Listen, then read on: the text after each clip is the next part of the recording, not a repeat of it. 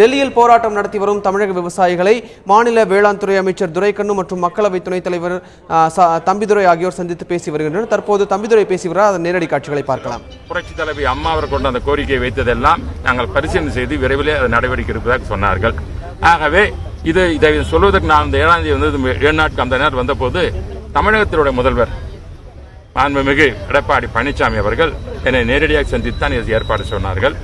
பிறகு மீண்டும் இந்த போராட்டம் தொடர்ந்து இருப்பதன் காரணமாக நேற்று நான் சென்னை சென்ற பொழுது நம்ம வேளாண் துறை அமைச்சர் அவர்களை அழைத்து நீங்கள் இருவரும் பிறகு நாடாளுமன்ற உறுப்பினர் மற்றும் மத்திய நேரடியாக சந்தியுங்கள், நாம் என்ன செய்ய வேண்டும் என்பதை பற்றி அவர்கள் கோரிக்கை வைத்து நாம் மத்திய அரசை இதை வலியுறுத்தி விவசாயிகளுக்கு வேண்டிய நிவாரணத்தை பெறுவதற்கு நாம் பாடுபடுவோம் என்று சொன்னார்கள்.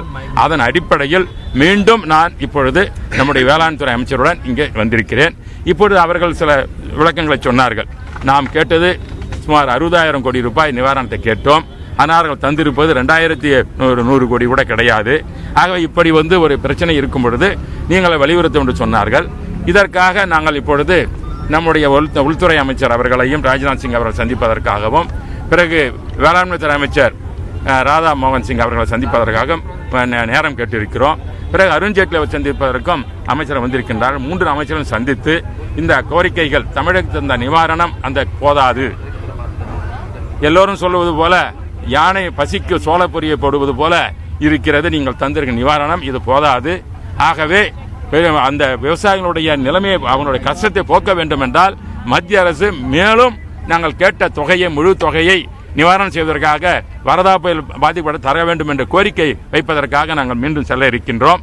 அது மட்டுமில்லாமல் விவசாயிகள் சொல்கின்ற நாட்டுடைமையாக்கப்பட்ட வங்கிகளிலே அந்த என்னென்ன இருக்கிறதோ அந்த கடனை விவசாய கடன் ரத்து செய்வதற்காக வலியுறுத்த இருக்கிறோம். காரணம் பல தொழிலதிபர்கள் எல்லாம் அந்த பணத்தை கட்டாமல் அவர்கள் செய்யும் பொழுது அவர்களுக்கெல்லாம் இந்த காலத்திலே அவர்களுக்கு வசதிகள் பெற்று அவர்கள் மறைமுகமாக பெற்றுக் கொண்டிருக்கிறார்கள். ஆகவே ஏழை விவசாயிகள், ஏனென்றால் விவசாயம் இல்லாமல் இந்த நாடு வளர முடியாது. மனுஷன் சாப்பாட்டுக்கு தான் நல்லா இருக்கிறோம். ஏன்னா டெலிபோன் வச்சுக்கிட்டோம், செல்போன் வச்சுட்டு வாழ போறோம், இல்ல டிவி வச்சுக்கிட்டு வாழ போறோம். நீங்க டிவி மீடியாவுக்கு கன்வே பண்ணலாமே தவிர, ஆனா அது சாப்பாடு போடாது. இருந்தாலும் உங்களுக்கும் சாப்பாடு தான் வேணும், எல்லாருக்கும் சாப்பாடு, அது செய்வது விவசாயிகள் தான். இந்த பிரச்சனைக்கு காரணம் மத்திய அரசு சொல்ல முடியுமா?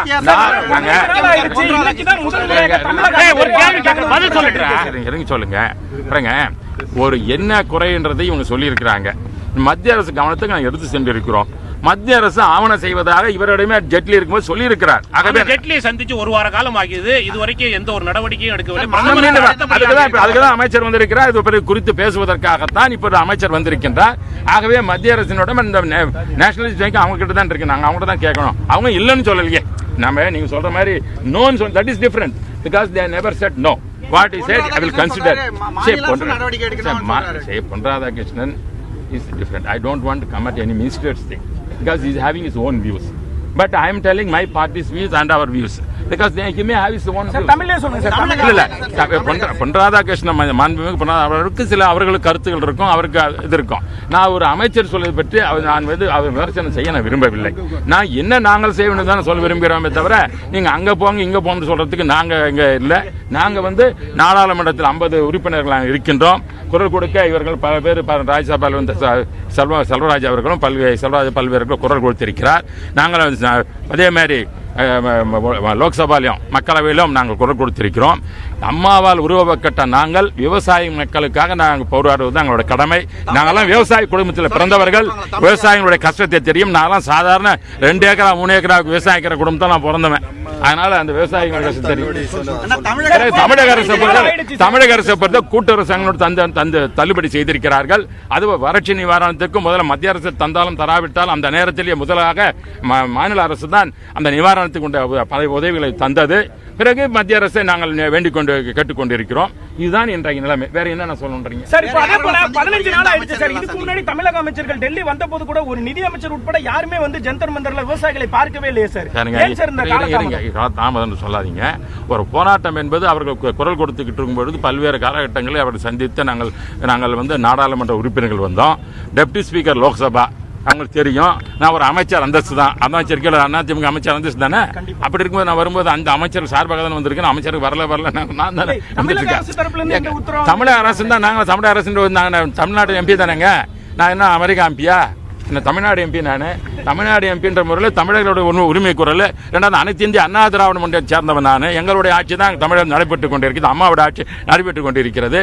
அப்ப நான் வந்தாவே எல்லாரும் வந்த மாதிரி தானே. புரோட்டோகால் வைஸ் சீஃப் மினிஸ்டர் எடுத்து நான் தான் இருக்கேன். டெல்லியில இருந்த அமைச்சர்கள் வரலன்றதான சார் வந்திருக்கிறார். இதுக்காகவே அது துறையை சார்ந்த அமைச்சரை நம்முடைய தமிழக முதல்வர் எடப்பாடி பழனிசாமி அனுப்பி வைத்திருக்கிறார்கள். என்னுடன் அவர் வந்திருக்கிறார். வராமல் இருந்தா நீங்க அந்த கேள்வி வைக்கலாம். வந்த பிறகு ஏன் வரல வந்திருக்கிறார்கள். நாங்கள் விவசாய நண்பர்களை கேட்டுக்கொள்வது, உங்களுடைய உரிமை கோரிக்கைகளை நாங்கள் போராடுவோம், வலியுறுத்துவோம், மத்திய அரசு வலியுறுத்துவோம், நாடாளுமன்ற குரல் எழுப்புவோம். ஆகவே நீங்கள் 15 நாட்களாக ஒரு தமிழ்நாட்டை சார்ந்தவர்கள் உரிமைக்காகவும் தங்கள் கோரிக்கை வைப்பது நியாயமான கோரிக்கைகள் வைத்திருக்கின்றீர்கள். நாங்கள் இல்லை என்று சொல்லவில்லை. அந்த கோரிக்கைகள் நிறைவேற்றுவதற்கு ஜனநாயக முறைப்படி நாங்கள் போராடுவோம். மக்களை ஒன்று திரட்டி நாம் அதன் மூலமாக நாம் மக்களுடைய கருத்துக்களை அறிந்து அரசுக்கும் மற்றும் சொல்வதுதான் நம்முடைய கடமை. அந்த அடிப்படையில் நாம் செய்வதற்கு இந்த தேர்தல் இருக்கிறது. அந்த தேர்தல் வரும்போது கருத்துக்களை சொல்ல இருக்கின்றோம். அதே போல நாடாளுமன்ற தேர்தல் விரைவில் வர இருக்கிறது. இந்த மாதிரி பல்வேறு முறைகளானது ஜனநாயகம் தரப்பட்டிருக்கிறது. அதை பயன்படுத்தி போராடுவோம். ஏனென்றால் என்னை பொறுத்தவரை இந்த உண்ணாவிரதம் என்பதும் தற்கொலை என்பது தேவையற்ற ஒன்று. இது நம்மளை ஏமாற்றி விடாம எதுவுமே நாம் உயிரோடு இருந்து நம் கொள்கைக்காக போராட வேண்டும். அந்த விதத்தில் அவர்கள் போராட்டத்தை நான் குறை சொல்லவில்லை. அவர்களுக்கு உரிமை இருக்கு. ஜனநாயக நாட்டிலே எந்த செயலும் உரிமை இருக்கிறது. அந்த உரிமைக்கு நாங்கள் மதிப்பளிப்போம். அதே நேரத்தில் என்ன செய்ய முடியுமோ அதுக்கு மாநில அரசானது, தமிழக அரசானது, புரட்சி தலைவி அம்மாவுடைய அரசானது செயல்படும். நாடாளுமன்ற உறுப்பினர்கள் செயல்படுவோம், தமிழக அமைச்சர் செயல்படுவோம். மத்திய அரசை நாங்கள் சந்தித்து என்னென்ன கோரிக்கை வைத்திருக்கால் முன்பு சந்தித்திருக்கிறோம், மேலும் சந்திப்போம். சந்தித்து இந்த போராட்டத்திற்கு ஒரு முடிவு கொண்டு செய்வதற்காகத்தான் நாங்கள் நேரடியாக வந்திருக்கின்றோம். இவர்களை எல்லாம் அன்போடு கேட்டுக்கொள்கின்ற விவசாய பெருமக்களை, எங்கள் தமிழர்கள், தமிழ்நாட்டு மக்கள், தமிழ்நாட்டுக்கு மட்டுமல்ல இந்தியாவுக்கு ஒரு வழிகாட்டியாக போராடி கொண்டிருக்கின்றீர்கள். இது உண்மையிலேயே நாடாளுமன்றத்தில் எதிர்கொடுத்துக் கொண்டிருக்கிறது. ஆகவே மக்கள் மனதிலே இது எடுத்துக் கொண்டிருக்கிறது. இதை செயல்படுத்துவதற்காக புரட்சி தலைவி அம்மாள் உருவாக்கப்பட்ட நாடாளுமன்ற அமைச்சரும் இருக்கின்றோம். ஆகவே எங்களிடம் இதை விட்டுவிட்டு அவர்கள் இத்தோடு போராட்டத்தை எடுத்துக்கொள்ள வேண்டும் அன்போடு கேட்டுக்கொள்கிறோம். ஒரே ஒரு வேண்டுகோள் ஐயாவுக்கு எங்களுக்கு, நாங்க நீங்க தான் எங்களை காப்பாற்ற முடியும், வேற யாராலையும் காப்பாற்ற முடியாது. இந்த 50 எம்பிகளும் நம்ம எம்பிகளும் தமிழக எம்பிகளும் எங்களை பிரதம மந்திரிட்ட கூட்டிட்டு போய் எங்க வறட்சியை சொல்லி அவர் நீங்க நினைச்சா பார்க்க முடியும், வேற யாராலும் பார்க்க முடியாது. எங்களுக்கு அதை ஏற்பாடு பண்ணி கொடுத்தீங்கன்னா தான். இல்லாட்டி இப்பயே 44 பேர் ஹாஸ்பிட்டல் அட்மிட் ஆகி போயிட்டாங்க. இது இன்னும் நான் யாராவது வயசானவங்க செத்து போயிட்டா பெரிய கஷ்டம். பாத்தீங்கன்னா அதிமுகவில் 50 எம்பிக்கள் இருக்கிற மற்ற எம்பிக்களும் கட்சியினுடைய எம்பிக்களும் இருக்கிறாங்க. நாடாளுமன்றத்தினுடைய அவை இப்ப நடந்துகிட்டு இருக்கு. இதுவரைக்கும் இந்த விவசாயிகள் இந்த போராட்டம் அல்லது விவசாயிகள் தற்கொலை தொடர்பாக இந்த 2 அவைகளிலும் எம்பிக்கள் பேசவில்லை. பிரதமரை சந்தித்து ஒரு மனு கொடுக்கிறதுக்கான நடவடிக்கைகளை மேற்கொள்ளவில்லை. ஏன் ஏற்கனவே பல மாநிலங்களில் உள்ள எம்பிக்கள் பல பிரச்சனைகளை எழுப்புறாங்க. நாடாளுமன்றம் ஸ்தம்பிக்கிறது உண்மை. ஆனால் தமிழகத்தை பொறுத்தளவிலே 50க்கு 60க்கு மேற்பட்ட எம்பிக்கள் இருக்கிறாங்க. ஏன் இந்த பிரச்சனையை நாடாளுமன்றத்தில் பெரிய அளவில் தமிழகத்தை சார்ந்த எம்பிக்கள் எழுப்பவில்லை? பிரதமரை ஏன் சந்திக்க நடவடிக்கை எடுக்கவில்லை? நாங்கள் பல்வேறு காலகட்டங்களில் இந்த விவசாய பிரச்சனையை பற்றி நான் எழுப்பியிருக்கிறேன். நானே போன வாரம் பேசும்பொழுது ராதாமோகன் சிங்கோட மினிஸ்ட்ரி வரும்போது நேரடியாக சொன்ன, விவசாயிகளுடைய கஷ்டத்தை தீர்ப்பதற்கு நீங்கள் முயற்சி எடுக்க வேண்டும். அதே நேரத்தில் அவர்கள் இடுகின்ற அந்த பொருள் உற்பத்தி செய்கின்ற பொருளுடைய விலையானது ஒரு உற்பத்தி அதிகரித்து கொண்டிருக்கிறது. அதனுடைய பொருளை என்னதான் விவசாயிகள் உற்பத்தி செய்தாலும் அது எங்கு விற்பது? உதாரணத்திற்கு இப்ப பப்ளிக் டிஸ்ட்ரிபியூஷன் இருக்குது. பப்ளிக் டிஸ்ட்ரிபியூஷன்ல இப்ப அரிசி கொடுக்குறோம். அரிசி கொடுக்கும்போது என்ன செய்யறோம்?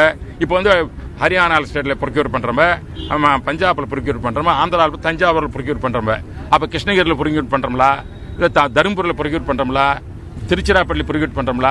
அப்ப என்ன ஆகும்னா, இந்த மாதிரி சில இடத்துல கொண்டு இந்த மாதிரி அரிசியை கொடுத்துறதுனால, எல்லாருக்கும் கொடுத்துறதுனால முன்னவெல்லாம் அந்தந்த கிராமத்தில் விளையும் பொழுது அந்த பொருட்கள் அங்கு விற்பதற்கு வாய்ப்புகள் இருந்தது.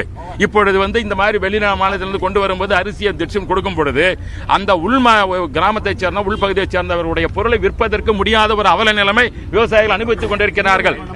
இருங்கல. அதற்காகத்தான் இருங்க.